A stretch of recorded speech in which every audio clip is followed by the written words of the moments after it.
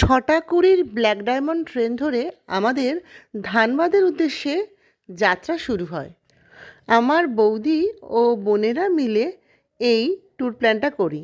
তবে আমাদের সিকিউরিটির জন্য আমার সঙ্গে আমার বড় ছিল। 11টা নাগাদ আমরা ধানবাদে পৌঁছে যাই এবং একটু ফ্রেশ হয়ে নিয়ে আমরা ভাতিন্ডা জলপ্রপাতের উদ্দেশ্যে রওনা হই।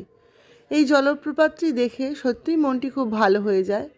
প্রায় 60 কিলোমিটার ধানবাদ থেকে এসে এই জলপ্রপাতটি দেখতে হয় এবং এখানে এসে আমরা সিদ্ধান্ত নিই এখান থেকে প্রায় 30 কিলোমিটার দূরে একটা রাম মন্দির আছে, সেই রাম মন্দির দেখতে যাব। আর রাম মন্দির দেখতে যাওয়ার পথে একটু রিল টিল মানিয়ে নেওয়া হলো আমার দিদি। এবার আমরা সেই রাম মন্দিরে এসে পৌঁছে গেলাম।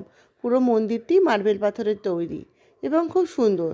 তবে এখানে পান্ডা রাজত্ব এখনও তৈরি হয়নি। মন্দিরটাতে গিয়ে নিজেরা নিজেদের মতন পুজো দিয়ে নিজেদের মধ্যে বেশ ভালো লাগলো। এরপর অনেকটা সন্ধ্যা হয়ে গিয়েছিলো, তাই আমরা বাড়ি ফেরা তোড়জোড় করতে শুরু করলাম। এবং মন্দিরটি রাম মন্দির হলেও রাম, সীতা, শিব, দুর্গা সমস্ত ঠাকুরই ছিল। হোটেলে এসে একটু নিজেরা রিল বানালাম, রিল বানিয়ে নিয়ে নিজেদের মতন আড্ডা দিয়ে আবার পরের দিনের জন্য যাবার প্রস্তুতি নিতে শুরু করলাম। পরের দিনের গন্তব্য ছিল উর্শী নদীর ঝর্ণা। তবে যাবার পথে পরেশনাথটা আমরা একটু দেখে গেলাম। তবে আমরা পাহাড়ে উঠিনি, কারণ পাহাড়ে উঠতে গেলে আরও একটা দিন হাতে সময় নিতে হবে। সেই সময়টা আমরা নিয়ে বাড়ি থেকে আসিনি। আমাদের 2 দিনের প্ল্যান ছিল। তো পরেশনাথ পাহাড়টা দেখে আমরা পৌঁছে গেলাম উর্শী নদীর ঝর্ণা দেখতে এবং উর্শী নদীর ঝর্ণা দেখে সত্যি মনটা খুব ভালো হয়ে গেল। আর এখানে এসে আমরা বুঝলাম আমাদের ছেলেমেয়েরা কিছুটা বড় হয়ে গেছে, কারণ ওরা দেখছি নিজেরা নিজেদের মতন থাকতে বেশি পছন্দ করছে।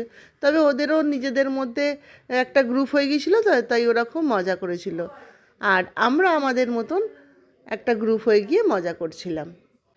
আর এই উর্শী নদীর ঝর্ণা দেখতে দেখতে আমার সহজপাঠের কথা মনে পড়ে গেল। সত্যি বলতে কি, সহজপাঠের সাথে সাথে নিজের ছেলেবেলার কথাও মনে পড়লো। মনে হলো নিজের ছোটোবেলায় যদি ফিরে যেতে পারি কতই না ভালো হতো। এরপর আমরা চলে গেলাম তোপচাঁচি ড্যামটা দেখতে।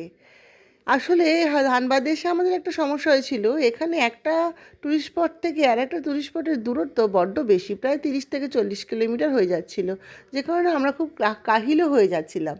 আর তোপচাঁচিতে এসে আমরা ভেবেছিলাম ভাত চাট খাবো, কিন্তু এখানে সেরকমভাবে খাবার কিছু ছিল না। তো একটা দোকানে আমরা টোস্ট মোস্ট পেয়েছিলাম, তো সেগুলোই আমরা খেতে শুরু করলাম।